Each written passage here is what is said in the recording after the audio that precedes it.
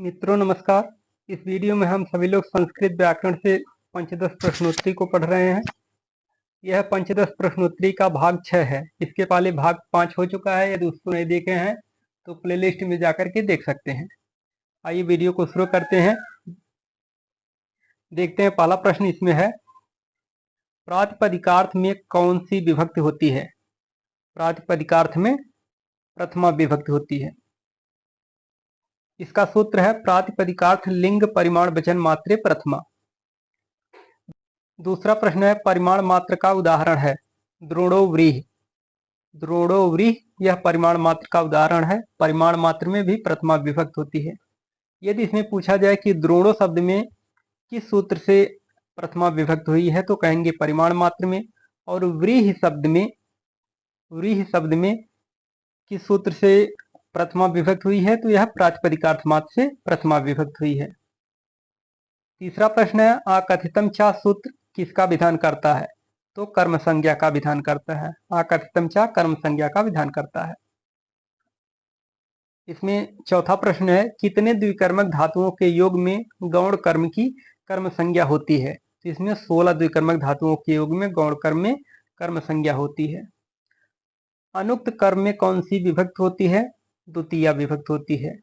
अनुक्ते कर्मणि द्वितीया तथा उक्त कर्म में प्रथमा विभक्त होती है। कर्म परवचनीय के योग में कौन सी विभक्त होती है? द्वितीया विभक्त। कर्म परवचनीय के योग में द्वितीया विभक्त होती है। सातवां प्रश्न इसमें है, अनु हरिम सुराह वाक्य में अनु क्या है? कर्म परवचनीय। अनु हरिम सुराह वाक्य में अनु क्या है? तो कर्म परवचनीय है। कर्म परवचनीय युक्त द्वितीया। कर्म परवचनीय युक्त में द्वितीया विभक्त होती है। तो यहाँ पर अनुकर्म परवचनीय के योग में हरि में द्वितीया विभक्ति है। आठवां प्रश्न है, सह पद के योग में अप्रधान की कौन संज्ञा होती है? करण संज्ञा होती है। इसका सूत्र है सह युक्ते अप्रधानी, माने सह के योग में जो अप्रधान होता है उसकी करण संज्ञा होती है। नौवां प्रश्न है, क्रिया को करने में जो कर्ता की सहायता करता है उसे क्या कहते हैं? तो करण कहते हैं। इसका सूत्र है साधकतम करणम। करण कारक का सूत्र है साधकतम करणम। इसमें 10वां प्रश्न है, कर्ता दान कर्म के द्वारा जिसको संतुष्ट करता है, कर्ता दान कर्म के द्वारा जिसको संतुष्ट करता है उसे क्या कहते हैं? संप्रदान कहा जाता है। संप्रदान कारक का सूत्र है कर्मणा यम प्रेत सा संप्रदानम। 11वां प्रश्न है, अपादान में कौन सी विभक्त होती है? पंचमी विभक्त। अपादान कारक का सूत्र है ध्रुवम पाय अपादानम। अपादान के कितने भेद होते हैं? 12वां प्रश्न है, अपादान के कितने भेद होते हैं? तो 2 भेद होते हैं, चल और अचल। चल का उदाहरण है जैसे दौड़ते हुए घोड़े से घुड़सवार गिरा, यह चल का उदाहरण है।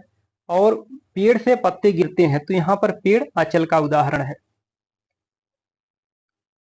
अगला देखते हैं, इसमें 13वां प्रश्न है, अव्यय शब्द के योग में कौन सी विभक्त होती है? तो यहाँ पर उपपद विभक्त होती है। जैसे नमः, स्वस्थ, स्वाहा, स्वधा, ये सब क्या है? एक अव्यय है, उपपद है। इनके योग में उपपद विभक्त होती है। 14वां प्रश्न है, अधिकरण के कितने प्रकार हैं? अर्थात आधार के कितने प्रकार हैं? तो आधार 3 प्रकार के होते हैं, औपश्लेषिक, वैषयिक, अभिव्यापक।